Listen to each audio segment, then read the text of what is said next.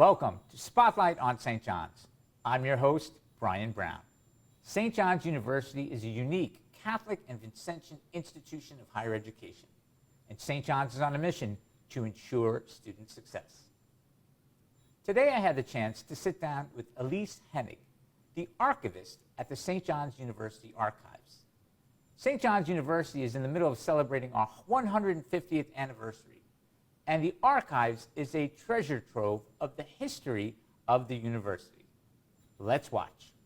Alyse Hennig, St. John's University Archivist, thank you for stepping into the spotlight. Thank you.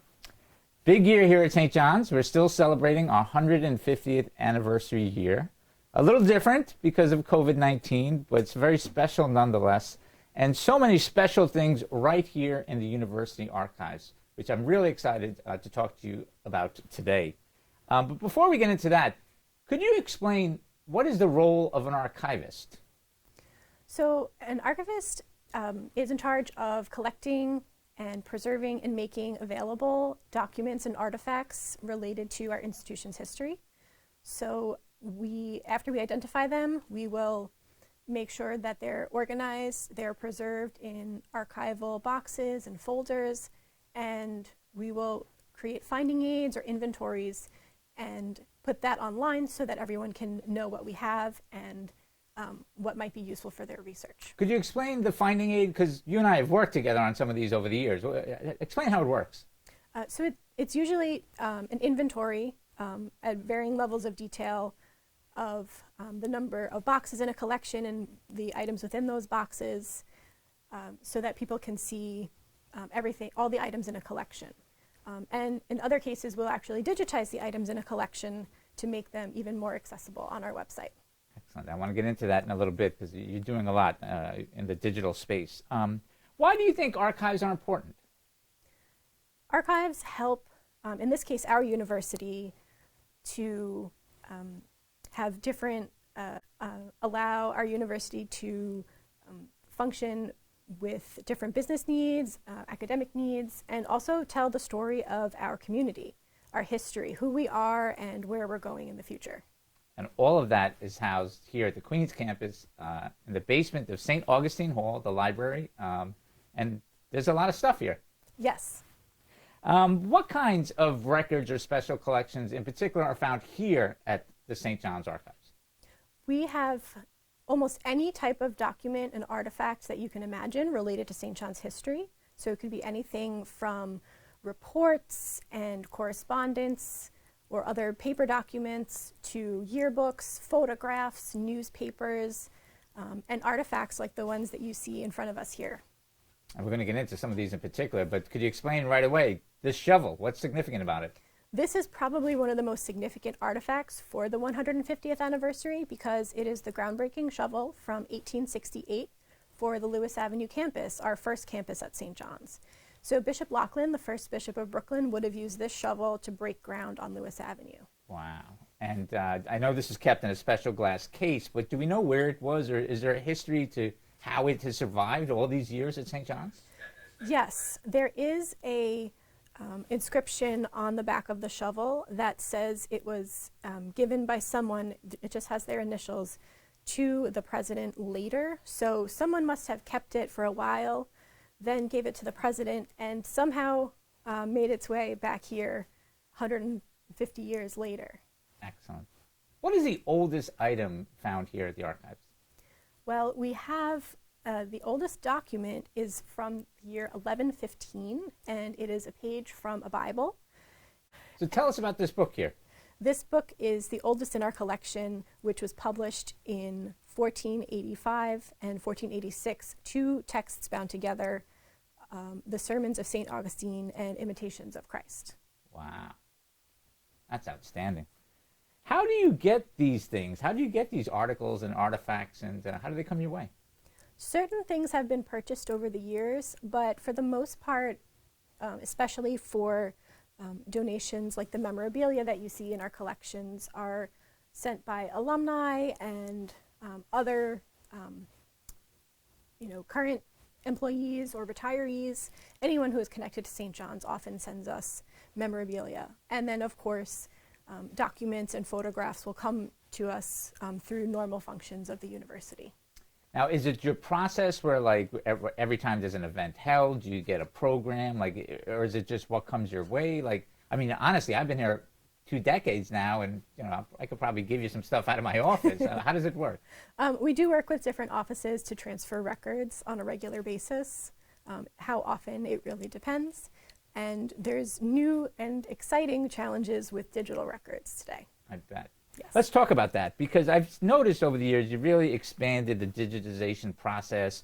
You're doing tremendous stuff on social media, and I encourage our viewers to really follow, and we'll share that information later on. Follow the archives, because you put up some great stuff. But could you talk about kind of that shift towards the digital space and what that means? Sure. More and more we have people from all over the country and all over the world who want to access our collections, and people who want to be able to search at any time of the day or night. So the more we digitize, the more of our great collections people can discover. So we do try to scan as much as possible, and we regularly add more to our website. And we like to share those, some of the more unique finds on our social media, especially for the anniversary, so that people can get a glimpse into some of the many, many items in our collections. And also are collecting born digital items as well. So it could be digital photographs, video, anything like that. So looking forward, do you think more and more of that sort of stuff and material is just going to be housed out there in the digital space, or will there always be some kind of space for, the tangible items? There will definitely be both, a need for physical artifacts and digital as well. Excellent, excellent. Could you tell us about the typical day in the life of an archivist, or what that means, maybe pre-COVID and post-COVID? Well, it hasn't changed too much in the sense that we have always had a majority of remote research requests, because we have researchers from all over the country and all over the world. But it has changed our in-person schedule a little bit. We've been holding our classes virtually. So anyone who wants to see our collections, we can still have video or send photographs or scans of anything that people need. But overall, a typical day might include processing a collection, digitizing material for our website, creating new social media posts or new sections of our digital exhibit for the anniversary. So each day is a little bit different, which is very exciting because we are always working on new and exciting research questions for our researchers. Now, St. John's, as you know, global alumni base, 190,000 plus living alumni. Without opening up a can of worms, I guess if you're an alumni or graduate, or you're doing some spring cleaning and you come across something that you think might have some appeal to archives in the university, I guess, what's the best process, and what sort of things do you welcome versus maybe not welcome? So we do encourage anyone who has materials that document St. John's history to contact us if they're interested in donating them. We can't accept everything, but in general, we are always looking for photographs, memorabilia, anything unique that documents your St. John's experience. What item do you wish you had here in the archives that you don't? Or is there one special thing you're looking for, or what? That's a very good question. I can't say there's one item in particular, but there are always very unique finds that will document an aspect of the St. John's experience. For example, a freshman beanie that a student wore. Is that what we're looking at there? For example, this one here, or a class ring, something that talks to someone's individual unique experience, and perhaps they can share stories about that item when they send it to the archives. Excellent. Now, I assume yearbooks, you probably have a healthy collection of yearbooks, or do you know what the oldest yearbook you have, or do you even know when we started producing yearbooks, or that type of thing? So the first yearbook was published in 1918, and we believe we have a copy, at least one copy of every known yearbook. But before that, there were different publications. From 1870 on, there was an annual catalog or bulletin, which sort of functioned as the yearbook because it listed the students' names, the different organizations, the classes that were held. And there have been other student newspapers and publications that document different aspects of St. John's history. But we have from 1918 through today, and there were also different yearbooks for each school and college at certain times. So there are over 300 individual yearbooks in the collection. Wow, that's tremendous. How does one visit, you mentioned remotely, but how does one visit the archives, or do you schedule appointments, or digitally and in person? How does that work? We do encourage appointments so that we make sure we have all of the items you'd like to have for your research available to you. During this time, we're not accepting in-person researchers because of COVID, but in general, an email or a phone call, let us know what you're interested in. If you're looking for something about your ancestor or relative who came to St. John's, or if you're doing other historical research, just let us know what you're looking for, and we'll try to connect you with those materials. Excellent. So libraries across the country are gathering and kind of archiving their shared community experience of COVID-19. We know here at St. John's, this is not our first pandemic. We've been through previous ones, particularly in 1918. Could you talk about, because I've seen some of the stuff you put up on the web, about the St. John's 1918 Spanish flu pandemic? Yes, so we had never been asked that question before in the archives. So we had to do some original research, and in this initial research, we discovered that there were at least 14 students, alumni, and faculty members that did die because of the influenza epidemic. There might be more names that we just haven't discovered yet. But overall, the influenza epidemic didn't change the activities happening at the college, but World War I was going on at the same time, and so that did have a major effect. There was a student army training corps. There were all sorts of major impacts because of World War I, and the influenza epidemic was a part of that. Now, one part of that, as I recall reading, was those students in that training program had to quarantine? They did, but it was because they were getting an inoculation for another purpose, probably smallpox or something else, because there was no influenza vaccine at the time. Interesting. And another part of that, as I recall, you were able to find some of those names of students who were impacted by the pandemic by going through online obituaries, there were some yearbook page dedications and memorial notices. Speak to that.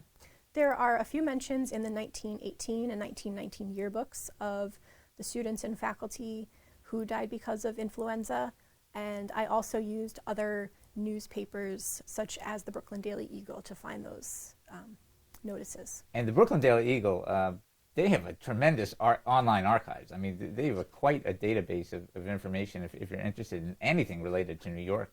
Yes, it's an especially important paper because they often reported on St. John's, so I always turn to the Brooklyn Daily Eagle for additional research. I'll give a shout out because they're still in existence, Brooklyn Yes. Daily Eagle and the Queens Daily Eagle, so good for them, outstanding.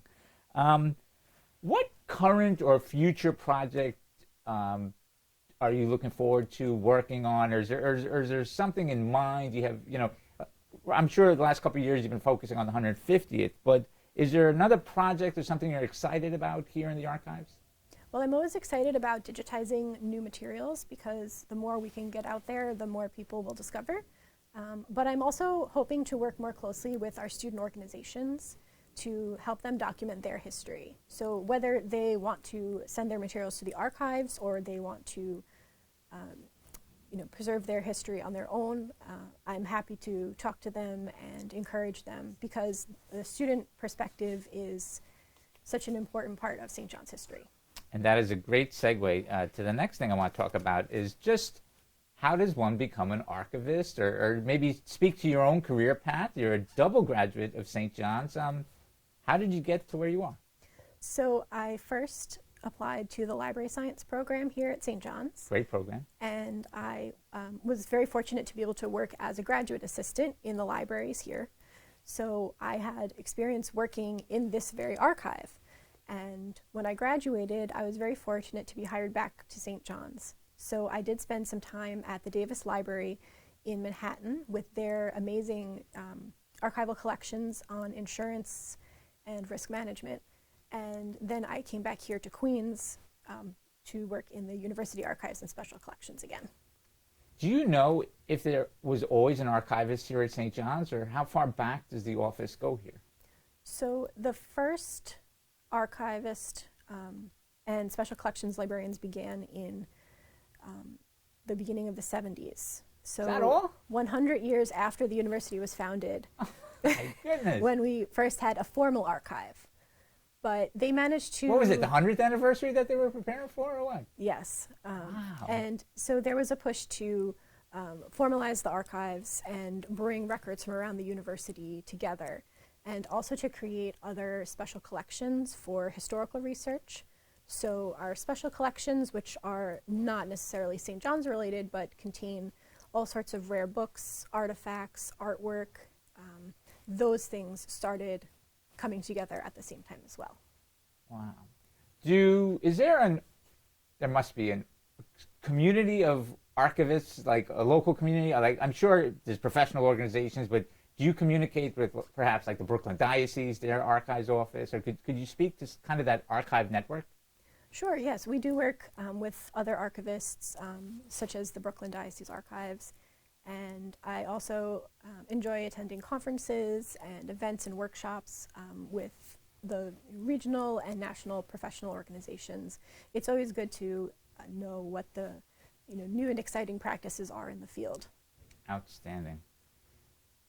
Alyse, this has been very helpful. This has been very interesting. We're going to take a closer look at some of these items in particular, but is there anything you want the audience to know, want students to know, want people to know who might have an interest, whether it's a pet project or a passion for this type of history? What should they know about archives, and whether you can find a career path or just do it as a hobby? Talk to that. Well, we always love working with researchers, and we encourage people to contact us. So whether you're doing genealogy research, or you're doing historical research for a book or a documentary, or whatever your purposes may be, we have a lot of really exciting items in our collections, and a lot of them are unexpected even. So even if you're not sure what you might find, we welcome you to give us a call or send an email and talk to us about what you're researching so that we can help you find what you're looking for. Outstanding. Alyse Hennig, University Archivist here at St. John's University. Thank you for stepping into the spotlight. Thank you for your time, and this has been a very enjoyable and special, in particular on our 150th year, a special conversation, and I'm very grateful for that. Thank you. Thank you. So the letter you see here is a letter to the Board of Aldermen of the City of Brooklyn, inviting them to the 1868 groundbreaking. And although we don't have a photograph of that groundbreaking, the photograph that you see here is of the Queens campus groundbreaking. Now, St. John's was actually founded before New York City was incorporated as a city. So Brooklyn was its kind of own little entity. Yes, Brooklyn was a separate city at that point. Right. And then you can also see here another one that was used for the Church of St. John the Baptist in Brooklyn, which is directly behind the campus building in 1888. And this church, along with the college building, was also designed by Patrick Keeley, who's known for the many Catholic churches he designed. And that parish is still in existence today, Yes. still being run by the Vincentian Fathers. So St. John's over the years has had a number of high-profile entertainers come and perform on campus. What do we have here? This is the 1941 Junior Prom, which featured Glenn Miller and his orchestra. So you can see the yearbook photos of the Junior Prom here, and also an invitation for the prom. Glenn Miller and his orchestra. That must have been a hot ticket. Yes, it was. We also have other ephemera, such as this 1933 dance card with a pencil attached, and a mini pendant from 1942. Now again, for people who are interested in going online, I've seen you maintain lists of different commencement speakers, of different visitors to campus. Anyone of note that jump out at you? There have been so many over the years. We've even had presidents visit St. John's, all sorts of famous entertainers, so many people over the years. Perhaps the most famous, she's now a saint. Mother Teresa was a commencement speaker. Yes, back she in was. the 70s. So Alyse, this is a classic, iconic looking photo. What is it about? So this is a photograph taken on November 11th, 1918, Armistice Day, and it shows our Student Army Training Corps pictured outside of the Lewis Avenue campus. And it was right when they were going to be mustered out at the end of World War I. I don't know what our enrollment was like back then, but that looks like almost everybody was part of this organization. Yes, just about nearly all of the students joined the Student Army Training Corps or contributed to the war effort in some way. Now, all males, as we see, but we know in the history of St. John's, females entered the campus in the early 1900s. Could you speak to that? The first female students began in 1908, the School of Pedagogy, which today is the School of Education. And the first female faculty members started around that time as well. And that first female student you referenced was actually a nun? Yes, the first female student was Sister Lumena Price. And she went on to teach at many schools nearby, including Mary Louis Academy. Yes, she has a very interesting history. So these are yearbooks. As you mentioned, this is the oldest yearbook we have in the collection, yes? Yes, the first yearbook is from 1918. And you can see here we have a photograph of Frank Newman, who was one of the students who died during the influenza epidemic. Now I see students, not just Frank, because this is memorial page, but students had their own individual pages, one each for the yearbook, yes? Yes, the seniors had their own page with their photograph and biographical information because there were so many fewer students at the time. And you can even see more details about students who were serving in the war, the junior classes, student organizations. And there's that military training commission you referenced in the St. John's Cadets. Yes. One thing I've noticed from this stuff, and I really appreciate the stuff you post online, and maybe you can speak to this, is just some of the beautiful writing that the students did back then. And this is their yearbook. This is kind of describing common events. I remember reading something about a show, a performance that was going on, and it was like a beautifully written essay about it. Could you speak to some of that? There was a big emphasis on writing and elocution and debate, especially in the early years of St. John's. But our students have always been really creative, and all of their yearbooks and newspapers really speak to not just the St. John's experience, but what it was like at different points in time in world history. Now we're looking at some beautiful class rings. Speak to them. How many of these do we have, or what is the significance? We have 3 class rings in the collection. The first one is from 1926, and it belonged to Arthur Loftus. We have another from 1949, donated to the collection by Alvin Shapiro. And a third one is from 1957, and that was donated by Frank Camerano. I remember the Alvin Shapiro one in particular. I just got a random call one day in my office from a relative of his. He had just passed away, and she wanted to donate this material to St. John's and included his class ring as well as the American flag. He was a veteran. He was a service member who went to St. John's on the GI Bill. And his daughter said that, that really changed his life, and it changed the trajectory of his own life. And she wanted that to be kept somewhere special. So I remember that was a random phone call, but it was one of those nice, great phone calls that you get with that St. John's connection, still enduring. They're really beautiful artifacts, and they tell us a little bit about an individual student's experience and even a little bit about the fashion at the time. Outstanding. So we have a couple more athletics artifacts here, including a piece of the floor from Alumni Hall. And today that is known as Carnesecca Arena, named after Coach Lou Carnesecca. Coach Carnesecca, doing great at 96 years old. And I love this bumper sticker because not only Alumni Hall has changed, but Redmond has changed. So that's really, that's a throwback right there. And we even have a keychain showing Johnny Thunderbird and lots of other keychains, pins, patches, and other artifacts showing our student organization history. Terrific. Now, could you explain that paddle and the beanie and maybe what goes on behind that? So these are part of what was freshman hazing. And this beanie is the second one in our collection. It was donated by an alumnus, Thomas Gold, who was class of 1958. And you can see this one is more faded because it was actually worn. And all freshmen were required to wear the beanie as part of the hazing. And you can also see a paddle that was part of freshman hazing as well. Times have changed. Do you know how long they were required to wear the beanie? Was it all year, or was it a certain time period, or what? I'm not sure if it was a semester or a year, but at the end of the process, they were finally accepted by the sophomore class as a fully fledged member of St. John's. And a great representation of just a small sampling of student organizations over the years, which is really terrific. And I think it speaks to really what the Archives is about, which is documenting that student experience here at St. John's. So that's terrific.